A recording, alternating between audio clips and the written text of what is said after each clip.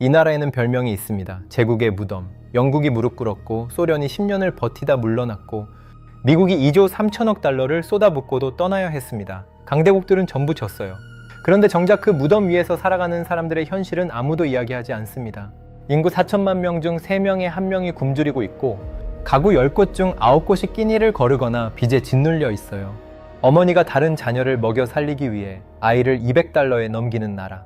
1인당 국내 총생산 약 400달러, 하루 1달러로 버티는 세계 최빈국입니다. 그런데 이 나라 원래부터 이렇지 않았어요. 도대체 무슨 일이 있었던 걸까요? 최근에는 파키스탄이 공개적인 전쟁을 선포하면서 카불이 공습당하고 피난민만 11만 명이 넘게 발생했습니다. 인구의 절반인 여성은 경제활동에서 완전히 배제되어 있고 바다도 없는 내륙국인데 유일한 육로 무역마저 막혀 있어요. 전기도 도로도 제대로 없는 나라의 전쟁까지 겹친 겁니다. 이 모든 것이 한꺼번에 터진 나라, 도대체 어떻게 이 지경까지 왔느냐는 거예요. 그 답을 찾으려면 47년 전으로 거슬러 올라가야 합니다. 아프가니스탄이라고 하면 대부분 황량한 사막과 전쟁터를 떠올리실 텐데요. 이 나라는 한때 동양과 서양을 잇는 핵심 무역 거점이었습니다. 고대 실크로드가 아프가니스탄의 북부와 중부를 관통했고 중국의 비단과 인도의 향신료가 유럽으로 향하는 길목에 이 나라가 있었어요. 사방이 육지로 둘러싸인 내륙국이지만 오히려 그 위치 때문에 아시아 대륙의 교차로 역할을 했습니다. 동서남북의 물류가 이곳을 거쳐갔고 비단, 향신료, 금속 같은 물자가 이 땅을 통해 오갔어요. 자연스럽게 상업이 발달했고 다양한 문명이 교류하면서 문화적으로도 풍요로운 곳이었습니다. 그리고 현대로 넘어와서 1960년대와 70년대의 카불은 지금과는 완전히 다른 도시였습니다. 거리에는 서양식 차림의 시민들이 돌아다녔고 카불 대학교에는 여학생들이 자유롭게 통학하고 있었어요. 1963년에 설립된 카불 폴리테크니컬 대학에서는 소련의 기술 지원 아래 젊은 공학도들이 실험실에서 연구를 하고 있었습니다. 미니스커트를 입고 공원을 거니는 여성들의 사진이 지금도 남아있을 정도예요. 지금의 아프가니스탄에서는 상상하기 어려운 풍경이죠. 당시 이 나라가 이렇게 발전할 수 있었던 데는 독특한 배경이 있었습니다. 냉전이 한창이던 시절 미국과 소련이 아프가니스탄을 두고 일종의 경쟁적 원조전을 벌이고 있었어요. 미국이 파키스탄과 군사 동맹을 맺자 아프가니스탄은 자연스럽게 소련 쪽으로 기울었는데 그렇다고 미국이 이 나라를 완전히 포기한 건 아니었거든요. 두 강대국이 서로 영향력을 넓히려고 경쟁적으로 돈을 쏟아부은 겁니다. 소련은 도로와 댐을 지어줬고 미국도 인프라와 교육에 투자했어요. 이 시기 아프가니스탄은 서방 여행자들 사이에서 히피 트레일의 인기 경유지로 유명했습니다. 카불, 헤라트, 칸다하르 같은 도시들이 배낭 여행자들의 목적지였어요. 화려한 시장과 풍부한 역사 유적, 환대하는 문화가 이 나라의 매력이었습니다. 물론 이때도 아프가니스탄은 선진국과는 거리가 먼 나라였습니다. 농촌은 여전히 전통적인 부족 구조였고 도시와 시골의 격차는 컸어요. 하지만 적어도 나라가 앞으로 나아가고 있었고 사람들에게 내일에 대한 기대가 있었습니다. 그런데 이 원조전이 비극의 씨앗이었어요.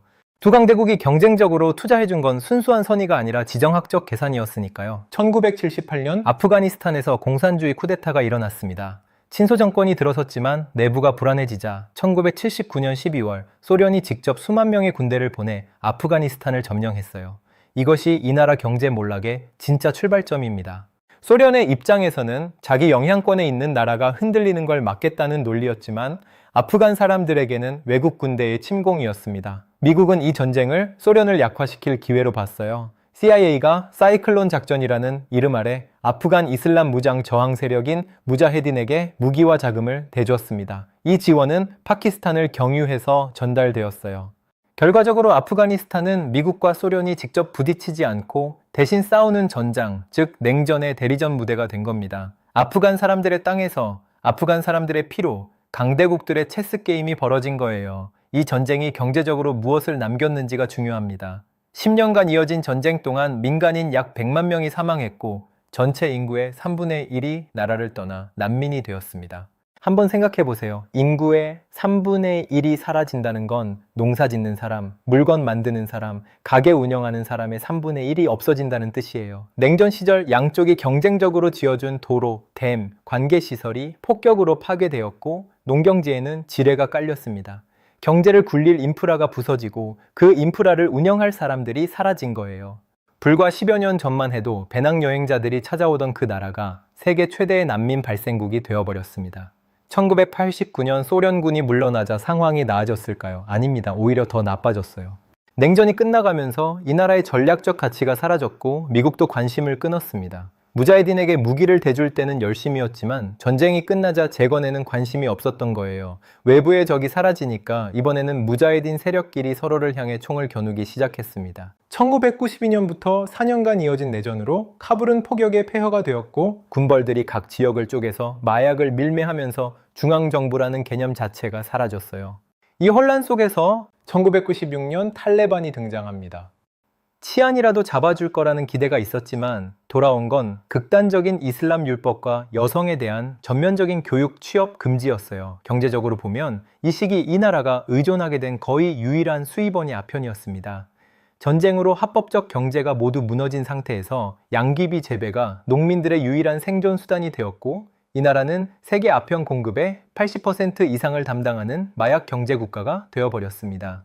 국제사회의 제재가 뒤따랐고 이 나라는 더욱 고립되었어요. 실크로드의 교차로가 냉전의 전장이 되었고 내전의 폐허 위에서 마약이 유일한 산업이 된 겁니다. 이 시점에서 아프가니스탄의 경제는 이미 한 번 완전히 바닥을 찍은 상태였어요. 그런데 2001년 이 나라에 또 다른 거대한 변화가 찾아옵니다. 9.11 테러 이후 미국이 아프가니스탄을 침공해 탈레반을 몰아냈습니다. 그리고 이후 20년간 이 나라에 천문학적인 돈을 쏟아부었어요. 미국이 이 전쟁에 쓴 총 비용은 약 2조 3천억 달러입니다. 이게 얼마나 큰 돈이냐면 하루에 약 3억 달러씩 20년 동안 쓴 셈이에요. 이 돈의 효과는 숫자상으로 인상적이었습니다. 국내 총 생산이 2002년 약 44억 달러에서 2020년 약 200억 달러로 거의 5배 가까이 뛰었어요. 학교가 세워지고 여성의 사회 참여가 늘었으며 카불에는 다시 활기가 돌기 시작했습니다. 1인당 국내 총 생산도 2012년에 약 650달러로 정점을 찍었어요. 하지만 이 성장에는 치명적인 결함이 숨어 있었습니다. 당시 아프가니스탄 국내 총 생산의 약 40%가 해외 원조였어요. 정부 공공지출의 75% 이상을 외국 보조금으로 충당하고 있었습니다. 쉽게 말해서 이 나라 정부가 한 달에 쓰는 돈 100원 중 75원을 외국이 대준 거예요. 이러니 자체 산업이 자랄 여지가 없었습니다. 인구 대부분이 농업에 종사하지만 관계시설이 부족하고 가뭄이 잦아서 생산성은 낮았고 제조업 기반은 사실상 존재하지 않았어요. 이게 실제로 어떤 모습이었는지 바그람 공군기지를 보면 알 수 있습니다. 미군 최대 기지였던 바그람 주변에는 기지에서 일하는 아프간 노동자가 수백 명이었고 주변 마을에는 미군을 상대로 한 식당, 환전소, 잡화점이 줄지어 있었어요. 하루 30달러를 벌 수 있는 기지 일자리를 얻으려고 사람들이 몇 시간씩 줄을 서기도 했습니다. 이 마을 경제의 거의 전부가 미군 기지 하나에 달려 있었던 거예요. 미군이 떠나자 그 거리는 통째로 비었습니다. 이 풍경이 아프가니스탄 원조 경제의 축소판이에요. 환자에게 매일 수혈을 해주면서 피가 늘었다고 건강해졌다고 말하는 것과 같은 상황이었던 겁니다. 정작 환자 스스로 피를 만들어내는 능력, 즉 자생적 경제 체력은 전혀 회복되지 않은 채로요. 국내 총 생산 성장률이 2012년 약 12%에서 불과 3년 뒤에는 1%대로 급락한 것도 이를 보여줍니다. 미군 감축이 시작되면서 원조가 줄어든 시기와 정확히 겹쳐요. 수혈량이 줄자마자 환자의 혈압이 떨어진 겁니다. 이 취약한 구조 위에서 2021년 8월 모든 것이 한꺼번에 무너졌습니다. 미군이 철수하고 탈레반이 카불을 장악하자 하루아침에 3가지 일이 동시에 벌어졌어요. 첫째, 이 나라의 금고가 잠겼습니다. 아프가니스탄 중앙은행의 전체 외환 보유고는 약 95억 달러였는데 이 중 미국 연방준비은행에 예치되어 있던 약 70억 달러가 즉시 동결되었어요. 나머지 자산도 사실상 접근이 차단되었습니다. 통장에 돈은 있는데 인출이 안 되는 상황을 떠올려 보세요. 그것도 국가 단위로 벌어진 겁니다. 탈레반은 이 자산 동결을 부당하다며 반환을 요구하고 있지만 미국 법원은 이 자금이 탈레반의 것이 아니라 아프간 국민의 것이라는 판결을 내렸어요. 돈은 있는데 주인이 불분명해진 상태로 지금까지도 이 문제는 해결되지 않고 있습니다. 둘째, 국내 총생산의 40%를 채우던 해외 원조가 거의 전면 중단되었습니다. 세계은행, 국제통화기금, 각국 정부가 탈레반을 정식 정부로 인정하지 않으면서 자금줄이 끊겼어요. 미국도 탈레반 집권 이후 인도주의적 지원은 이어갔지만 이전처럼 정부 예산을 직접 지원하는 것은 중단했습니다. 최근에는 미국 정부가 국제 원조 기관 자체를 구조조정하면서 그나마 남아있던 인도주의적 지원마저 줄어들고 있어요. 20년간 이 나라를 유지시키던 수혈 장치가 한꺼번에 제거된 겁니다. 셋째, 사람이 빠져나갔습니다. 카불 공항에 수천 명의 사람들이 몰려든 장면 기억나시는 분들도 있을 거예요. 활주로를 뛰어다니는 군중, 미군 수송기 바퀴에 매달리다 떨어지는 사람들. 그 장면이 전 세계 뉴스에 나왔습니다. 이때 빠져나간 사람들 상당수가 의사, 교사, 엔지니어, 공무원이었어요. 20년간 원조 자금으로 양성한 인재들이 며칠 만에 나라를 떠난 겁니다. 경제학에서 말하는 두뇌 유출, 인적 자본의 대규모 소실이에요. 특히 의료 분야에서 타격이 심했습니다.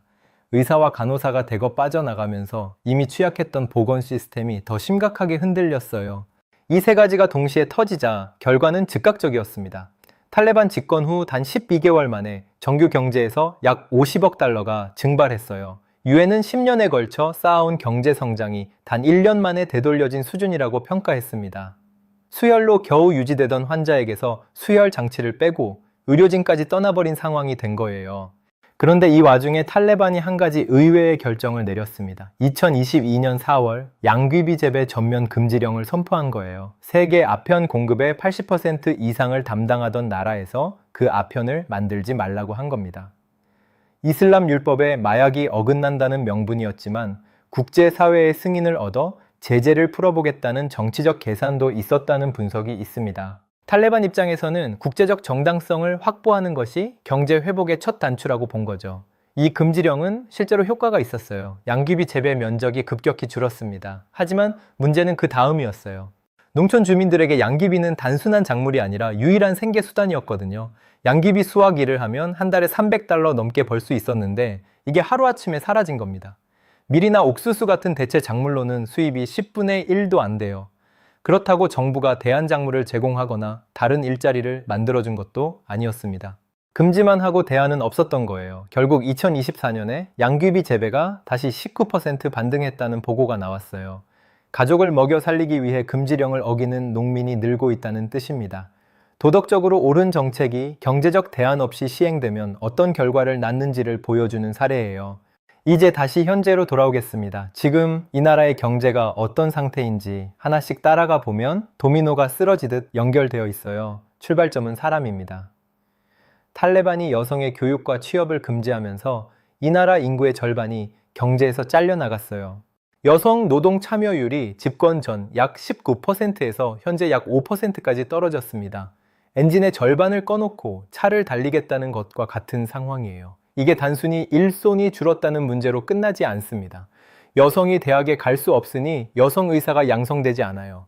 그런데 이슬람 문화에서 여성 환자는 여성 의사에게 진료받는 것을 선호합니다. 칸다하르 같은 남부 지역에서는 이미 여성 의사와 간호사가 전무한 농촌 지역이 속출하고 있어요. 여성이 병원에 못 가는 거예요. 그러면 아픈 사람은 어떻게 되느냐? 병원을 포기합니다.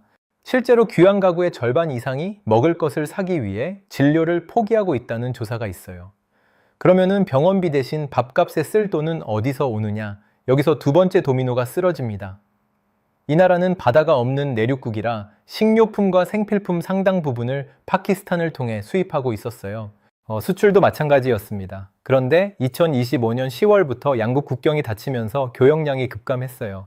국경에서는 트럭에 실린 과일과 농산물이 통관을 못하고 그대로 썩어갔고 반대편에서 들어오던 식용유와 밀가루 가격은 치솟았습니다.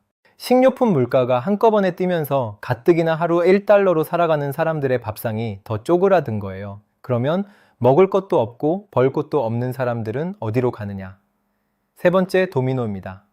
2023년 이후 이란과 파키스탄에서 강제 추방당한 아프간인들이 400만 명 넘게 본국으로 돌아왔어요. 이 사람들이 쏟아져 들어오면서 서비스와 건설에 일시적인 수요가 생겼고 덕분에 2025년 국내 총생산 성장률이 4.3%라는 의외의 숫자가 나왔습니다. 얼핏 보면 경제가 회복되는 것처럼 보이죠. 하지만 경제가 커지는 속도보다 사람이 느는 속도가 훨씬 빠르니까 1인당 소득은 오히려 줄어들고 있어요.